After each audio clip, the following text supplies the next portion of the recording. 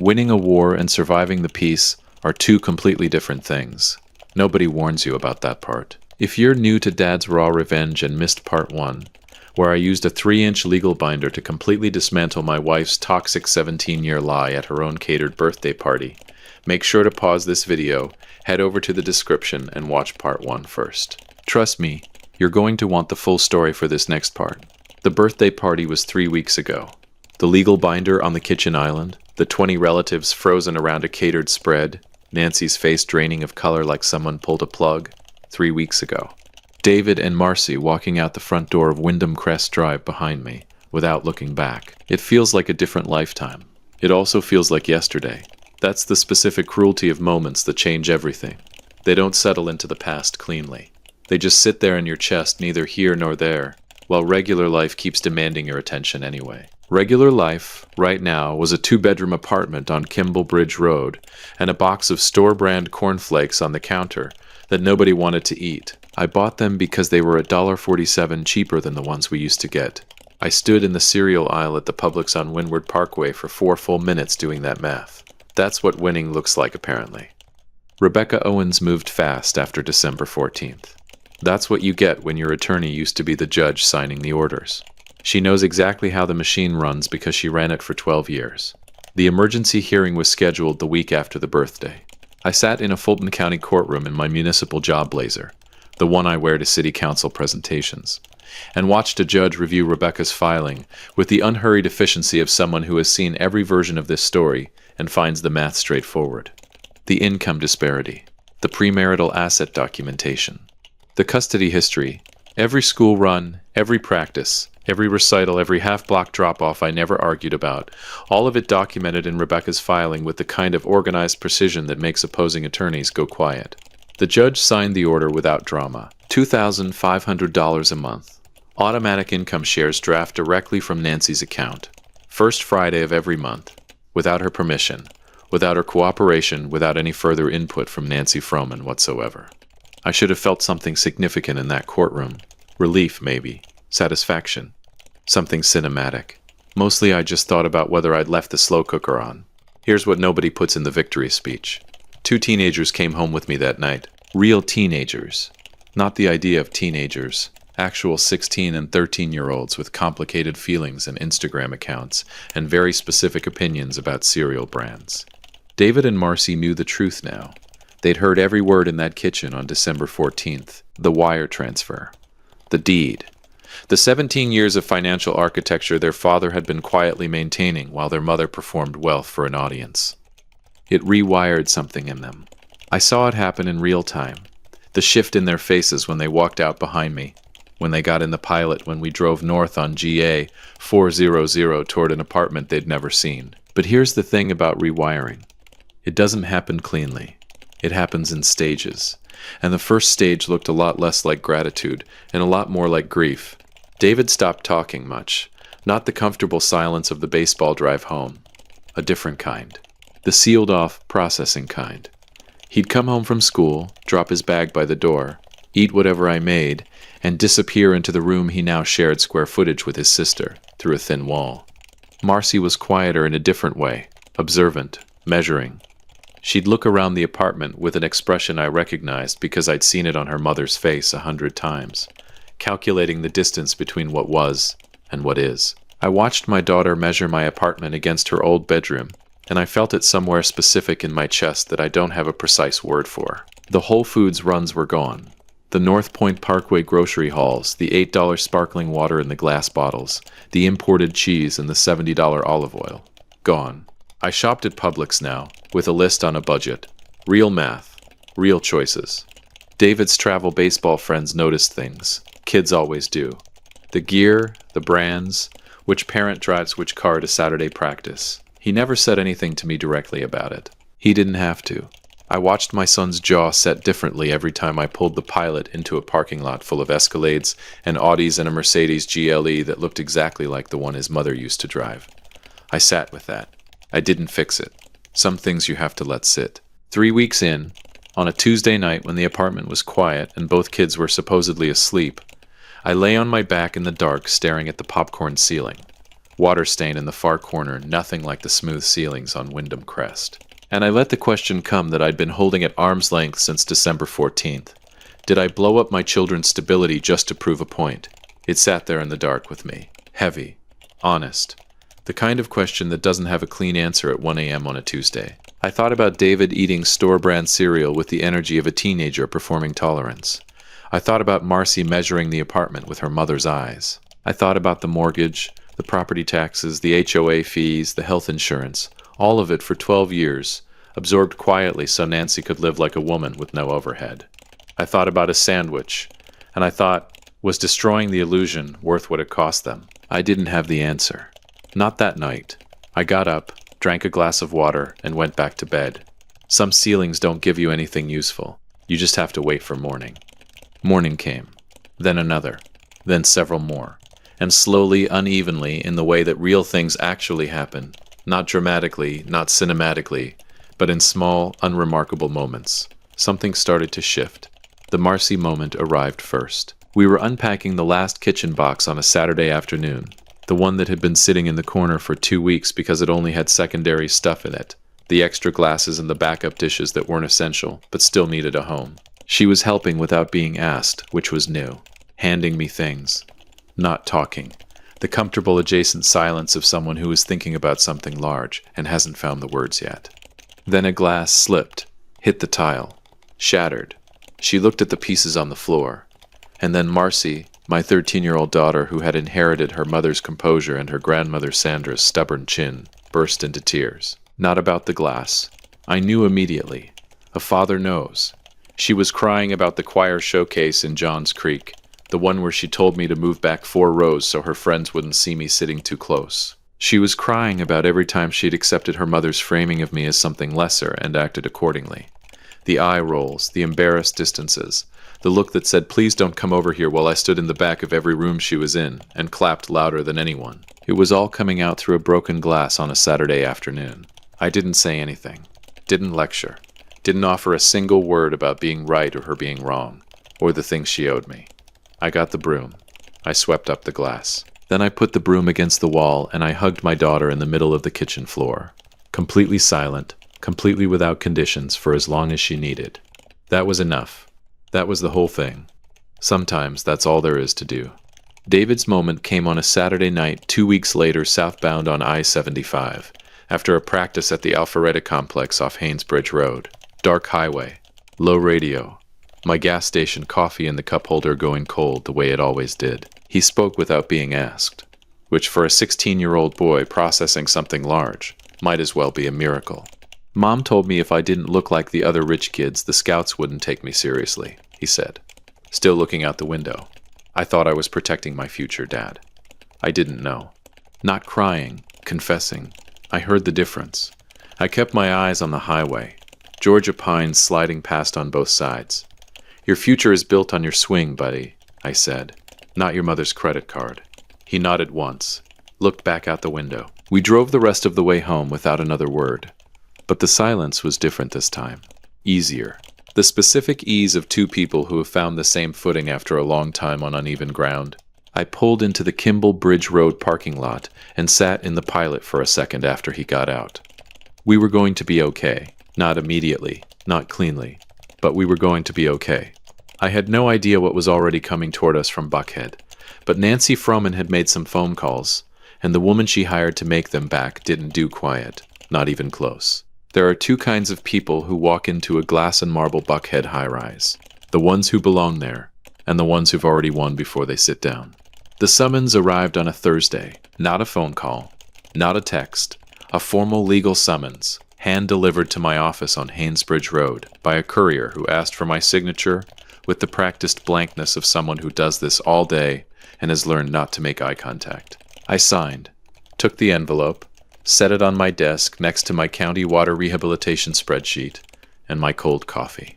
I opened it slowly. The way you open something when you already have a reasonable idea of what's inside, and you want to confirm your suspicions before you let yourself react. Nancy Froman, represented by the law offices of Kenneth Pratt and Associates, Peachtree Road, Buckhead, Georgia.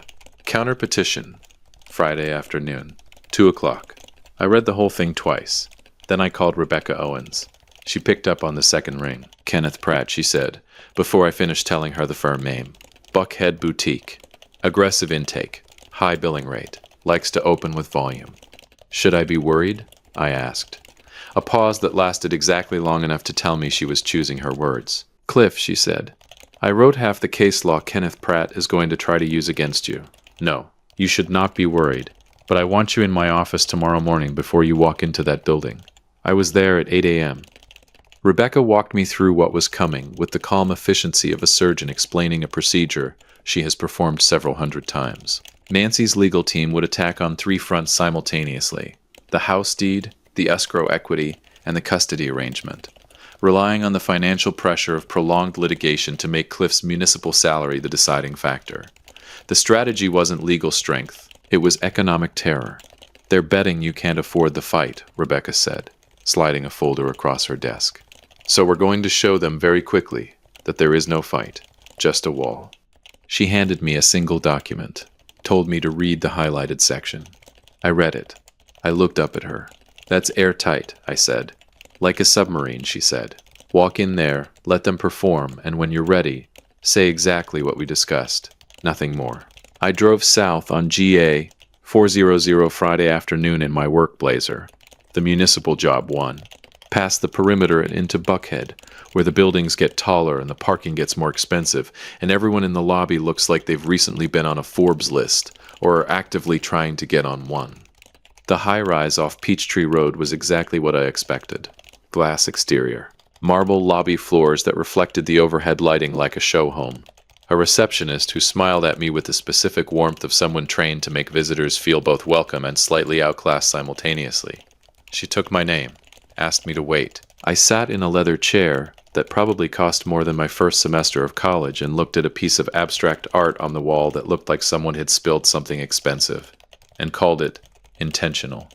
I thought about the Kimball Bridge Road apartment, the store brand cornflakes, the water stain on the bedroom ceiling. Good, I thought. Stay grounded. Stay exactly who you are in this room. They led me into the conference room at 2:15. Heavy mahogany table. 8 chairs, only 4 occupied. Cold air conditioning set at the temperature of deliberate discomfort. The kind of room designed to make the other side feel like they wandered into the wrong building. Nancy was already seated. She was in full armor. Dark blazer, hair perfect, posture engineered for corporate authority. The expression she wore when she wanted someone to know they were already losing before the first word was spoken. I had seen that expression across 1,000 dinner tables, and Sunday brunches, and school pickup lines.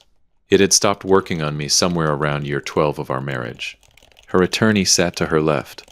Kenneth Pratt in person was exactly what his firm's billing rate suggested. Mid-50s, silver-haired, a suit that fit the way suits fit when they are made specifically for one body. He had the relaxed confidence of a man who had turned other people's misery into a very comfortable life in Buckhead. He did not stand when I entered. I noticed that.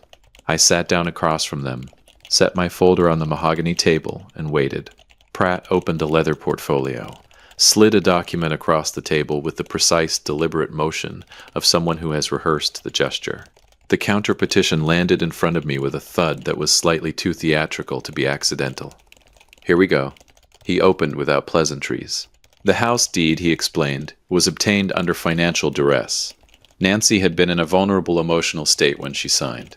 Newly married, overwhelmed, dependent on Cliff's financial position. The signing could be characterized as coercive. They were prepared to argue it. I kept my face completely neutral. The off-market cash sale to the institutional buyer, he continued, was a deliberate and calculated act of marital asset concealment. They were demanding 50% of the escrowed equity released immediately, and they were prepared to file motions to freeze the remaining funds indefinitely pending a full forensic financial audit. Still neutral, still waiting. And finally, the sustained legal campaign. Nancy's corporate income provided resources for prolonged litigation that Cliff's municipal salary simply could not match. They were prepared to file motion after motion, continuance after continuance, for the next 3 years if necessary. The message was clear. The legal fees alone would bankrupt me before any judge rendered a final decision. Pratt closed his portfolio. Then Nancy leaned forward. The corporate voice. Full power. The one she used in boardrooms when she wanted someone to know their role. You think you won a chess match because of one birthday stunt, Cliff, She said it the way she used to say things at Sunday dinner when her mother was watching. For the audience, not the conversation. This is the real world. You can't afford the legal war I am about to bring to your doorstep. She held my gaze. Sign this amendment. Waive the child support. Give me back 50-50 custody, or I will make sure you don't have a penny left for your pension. The room was completely silent. Pratt was watching me with the patient expression of a man who had delivered this kind of presentation many times, and was accustomed to watching the other side calculate their retreat. I let the silence sit for 4 full seconds. Then I looked at Pratt. Then at Nancy. My attorney, I said, is Rebecca Owens. I let that land for exactly 1 beat. She was a family court judge in this county for 12 years. She didn't just practice in these courtrooms. She ran them. I opened my folder, slid my own document across the mahogany table. So before you finish that sentence about legal wars, I'd suggest you look at page 4 of her filing, the section on premarital asset documentation. She's very thorough. Nancy glanced at the document, looked back up at me.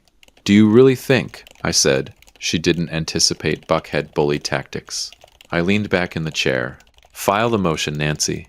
Let's let a judge look at your LinkedIn posts bragging about your 60-hour work weeks while I was making school lunches and driving carpools down GA 400. Let's put all of it in front of a Fulton County courtroom and see how the math lands. Pratt's posture shifted, subtle, but I caught it. The slight adjustment of a man who has just privately recalculated the room. He looked at Nancy, then back at me. Mr. Froman, would you mind giving us just a moment? I minded not at all. He led Nancy into the hallway. The frosted glass door was heavy and expensive, and not remotely soundproof. I sat alone in the conference room, with the abstract art and the cold air conditioning, and listened to Kenneth Pratt, billing at $450 an hour, tell my wife things she did not want to hear. His voice was low, but the hallway was marble. Everything echoed. The wire transfer was documented premarital property. Clean. Uncontested. The argument about duress during the deed signing would require Nancy to testify that she was incapable of understanding a document she signed voluntarily in her own kitchen, while employed and mentally competent, a claim a Fulton County judge would find at minimum unconvincing. The off-market sale was not asset concealment. It was a legal transaction on property solely in Cliff's name.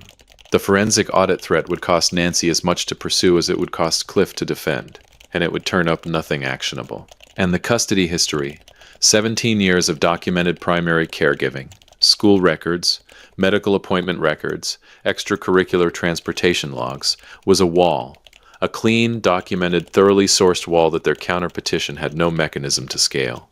And then the part that made Nancy go quiet in the hallway. If they pushed this to a full Fulton County courtroom hearing, there was a meaningful probability that the judge would not only uphold the current support order, but strengthen it, review the full financial picture, add additional provisions. I sat in that conference room and looked at the abstract art on the wall. I thought about Rebecca Owens at 8 a.m. saying like a submarine. I thought, yeah, pretty much. The door opened. Pratt walked back in alone. He sat down. He looked at his portfolio for a moment, the gesture of a man buying himself 2 seconds to compose a transition. Then he began packing his briefcase, not dramatically, efficiently, the way professionals pack up when the meeting has concluded, and further conversation would be billable time with no viable return. He snapped the briefcase closed, stood, nodded at me with the crisp neutrality of a man whose job had just become significantly shorter. He left without another word. Nancy came back in and sat down. The armor was still on, but something underneath it had shifted, a structural thing, like a building that looks intact from the outside but has quietly lost something load-bearing in the interior. She looked at me across the mahogany table, the Buckhead conference room, the marble lobby downstairs, the $450 an hour afternoon that had just ended with her attorney packing his briefcase and walking out. And she didn't say anything. Neither did I. There wasn't anything left to say in that room. The wall had held. The submarine hadn't leaked a drop. I picked up my folder, stood, put my chair back exactly where I found it, drove back home. 3 weeks later, on the first Friday of the month, Georgia's automatic income shares system reached into Nancy Froman's bank account, with the indifferent mechanical precision of a system that genuinely does not care about anyone's feelings, and drafted $2,500.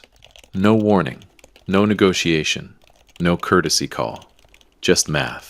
I know this because Rebecca called me that afternoon to confirm the first transfer had processed without incident. I was in the middle of a county water system site review off Mansell Road, standing in the cold in my work jacket, and I looked at my phone screen and felt something I hadn't expected. Not triumph, not satisfaction, something quieter. The specific exhausted relief of a number that finally reflects reality instead of performance. I put my phone back in my pocket and went back to reviewing the water main specs. Some victories don't need a ceremony, they just need a Friday. But here's what I didn't know yet. A woman who has just watched her buckhead attorney pack his briefcase and walk out, who has just felt $2,500 leave her account on a Friday morning, without her permission, who is sitting in a smaller apartment than she planned on with a Mercedes lease she can't comfortably afford anymore. That woman doesn't stop moving. She just changes her approach. And what Nancy tried next, I genuinely did not see coming. If you have been listening for a while, drop your thoughts in the comments and also let me know where you're watching from. And hit the like button while you're at it. It was a Tuesday evening in January. Cold, steady Georgia rain. The kind that doesn't announce itself dramatically, just settles in around 4 p.m. and commits to making everything gray and damp and slightly miserable until further notice. I had the stove going. Shrimp and grits. Marcy had asked for it twice in the past week, and I had learned a long time ago that when your 13-year-old daughter voluntarily requests something you cook, you make it without being asked twice. David was at the dining table with his geometry homework spread in 3 directions, pencil behind his ear, doing the thing teenagers do where they stare at a problem long enough that staring becomes a substitute for solving. Marcy had her earbuds in, working on something for English class, occasionally mouthing words to whatever was playing. Normal Tuesday, quiet apartment, rain on the windows. I remember thinking, this is actually fine. This specific moment right here is actually fine. Then the knock came at 7:15. I knew before I opened the door. I don't know how exactly. Some combination of the timing, the rain, the specific energy of the knock itself. Not aggressive, not casual. The deliberate, measured knock of someone who has been sitting in a car in a parking lot, rehearsing this moment for 20 minutes, and has finally committed to it. I opened the door. Nancy was standing in the January rain. Designer coat slightly damp at the shoulders. Hair not quite right in the way that suggested she checked it in the rearview mirror, and lost the argument. She looked past me immediately, past my shoulder, into the apartment at the kids at the table. David looked up from his geometry. Went completely still. Marcy pulled one earbud out. Nancy looked back at me, and in her eyes was something I hadn't seen from her since the early years. Not warmth exactly, but the approximation of it. The performance of vulnerability from a woman who had never needed to perform it before because she had never been this exposed before. "We need to talk," she said. "Please. Just 5 minutes." The rain tapped steadily on the walkway behind her. I looked at my kids, read their faces in one glance. The hope and the dread doing the same ugly tango I'd seen in them since December 14th. The wanting it fixed written plainly on both of them in the specific way of children who understand the truth and still ache for the lie. I stepped back from the door. David, Marcy. I kept my voice even. Rooms. Doors closed. They went. No argument. No dramatics. The doors didn't close all the way. I knew that.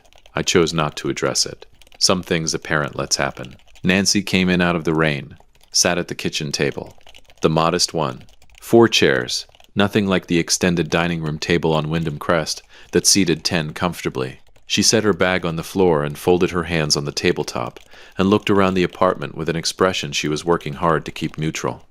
I watched her take inventory of the smaller square footage, the store brand everything, the absence of the life she had furnished on my infrastructure, and I felt nothing in particular about her reaction. That surprised me a little. I turned the stove down to low, pulled out the chair across from her, sat, and waited. She opened with the corporate voice. I recognized it immediately. The senior recruiter register, structured and reasonable, the one designed to make the other party feel like they are participating in a mutual problem-solving session rather than being managed. The child support figure, she explained, was creating an unsustainable financial pressure that was directly impacting her professional performance. If her performance dropped, her income dropped. If her income dropped, nobody benefited. Not her, not Cliff, and most importantly, not David and Marcy. She proposed reducing the monthly draft from $2,500 to $1,000. framed it as a pragmatic restructuring, presented it like a budget proposal in a quarterly review. I listened without moving. She held my silence for about 6 seconds before pivoting. The custody arrangement, she continued, needed to reflect what was genuinely best for the children's emotional development. A 50-50 rotation, week on, week off, standard dual-parent schedule, would give David and Marcy the stability of 2 active households. Children needed both parents equally present. It was about their mental health, their sense of family continuity. She said all of this with genuine maternal conviction wrapped so tightly around the structural reality that 50-50 custody eliminates child support requirements entirely under Georgia's income shares formula. That if I hadn't already reviewed exactly this scenario with Rebecca Owens, I might have spent 30 seconds believing it was actually about the children. I didn't spend 30 seconds believing it. I watched her face while she talked. The slight over-precision of every word. The careful calibration of tone. This was Nancy Froman operating at full professional capacity, doing what she did 40 hours a week, reading a situation, identifying leverage points, applying pressure in the register most likely to produce the desired outcome. She was very good at it. She just happened to be doing it to the wrong man on the wrong Tuesday. Then the third angle arrived. And this one was different. The corporate structure dropped away. Not gradually, all at once, the way a practiced performer makes a transition look organic. She reached across the table and put her hand over mine. I pulled my hand back, quietly, without making it a moment. She pushed forward anyway. Her voice dropped to something softer and more dangerous than anything she'd deployed in the conference room in Buckhead. She talked about Lake Lanier, the long weekends, the cooler full of sweet tea, the way David used to fall asleep in the back seat on the drive home, sunburned and exhausted, and completely content. She talked about the 4th of July cookouts on Wyndham Crest, the early years before the promotions, before Sandra's influence calcified into something toxic, before the corporate world rewired her relationship with money and status, and the man sitting across from her right now. The tears came, real ones as far as I could tell, which almost made it worse. I made a mistake, Cliff. Her voice was raw in a way I hadn't heard since the wedding venue coat closet. The corporate stress, it got into everything. That sandwich day, I was just overwhelmed. I wasn't thinking. You know who I really am. You've always known. She leaned forward. Let's work this thing out. We can start over. We can fix this marriage. For the children, please. Think about what you're doing to David and Marcy. Look at how they're living here. A gesture around the apartment, subtle, but deliberate. They don't deserve this. We built something on Wyndham Crest. 17 years. Cliff, are you really going to let pride burn all of that down? In the bedrooms, behind doors that weren't fully closed, 2 teenagers sat in the dark on their beds, with their hearts in their throats, listening to their mother's voice shift through registers, like a radio scanning for signal. I heard them breathing. I let her finish. Let the last word land. Let the silence expand to 5 full seconds. The specific silence of a man who is not searching for what to say, but deciding exactly how precisely to place what he already knows. Then I spoke. Nancy, just her name first. Flat and clear. You aren't here because you missed the kids. I kept my voice completely even. Municipal project manager. Site review. Here are the facts as documented. If you missed them, you would have shown up to David's scrimmage last Tuesday, or called Marcy after her math midterm. I let that sit for exactly 1 beat. You didn't do either of those things, I know, because they would have told me, and they didn't tell me, because there was nothing to tell. She opened her mouth. I wasn't finished. You're here because for the first time in 17 years, you opened your banking app on a Friday morning and saw an account balance that didn't have my infrastructure holding it up, and it scared you. That's what's sitting at this table right now. Not regret. Not Lake Lanier. Fear of your own overhead. Her jaw tightened. The third mask flickered. I leaned forward. You want 50-50 custody to stop the support draft. That's the math and we both know it. But I pulled your LinkedIn profile last week. I watched her face. You just accepted a new regional recruiting territory. Charlotte 3 days a week, minimum. New business dinners. Extended travel. Congratulations. It looked like a significant expansion. I folded my hands on the table. So tell me, Nancy, who is watching David and Marcy while you're running a regional territory from a hotel in Charlotte? Your mother. Sandra, who spent December 14th screaming in my kitchen about what a coward I was. You want to tell a Fulton County family court judge That Sandra from Smyrna is your childcare plan? The corporate mask was gone. The vulnerable mask was gone. What was left was just Nancy, tired, exposed, and completely out of angles. You didn't care about this family, I told her, my voice level and cold. Not during all those years when you treated me like furniture, and certainly not tonight. You care about your overhead, and the negotiation is over. Pay the support on Friday, or Rebecca files a contempt motion on Monday morning. Those are the only two choices left on your plate. The silence that followed was heavy, absolute, and final. Then the hallway door opened. Marcy came out first. She was in her socks, arms crossed over her hoodie, eyes red from listening, but her chin carrying the specific angle she'd had since the birthday kitchen. The one that looked more like me than she probably knew. She stopped at the edge of the kitchen and looked at her mother, not with anger. Something more final than anger. David came around the corner 12 seconds later. He leaned against the hallway wall with his arms folded. Unconsciously, completely naturally, in exactly the posture I default to when I'm done talking and done moving. And he looked at Nancy with 16 years of reevaluated memory sitting plainly on his face. Neither of them spoke immediately. They didn't need to. The fact that they were standing in the kitchen doorway and not at their mother's side said every single thing that needed to be said in that apartment on that Tuesday evening. Nancy looked at her children, really looked at them, without the performance, without the platinum card, without the corporate framing or the Sandra-approved narrative of who was carrying this family and who wasn't. She looked at them the way you look at something you've been explaining wrong for years and have just now, too late, read the actual instructions. David spoke first, quiet, steady, his father's register completely unconscious. "Mom," he said, "we're okay here." Marcy didn't say a word. She walked to my side and stood there, just stood there. 3 feet of 13-year-old girl standing next to her father in a modest kitchen in an apartment on Kimblebridge Road. No platinum card. No designer dress. No Whole Foods haul. Just a choice, stated clearly, without drama. Nancy looked at the three of us. The man she called an anchor standing at his modest stove. His daughter at his left side. His son in the doorway with his father's posture and his father's eyes. And something moved across her face through several expressions too fast to name before settling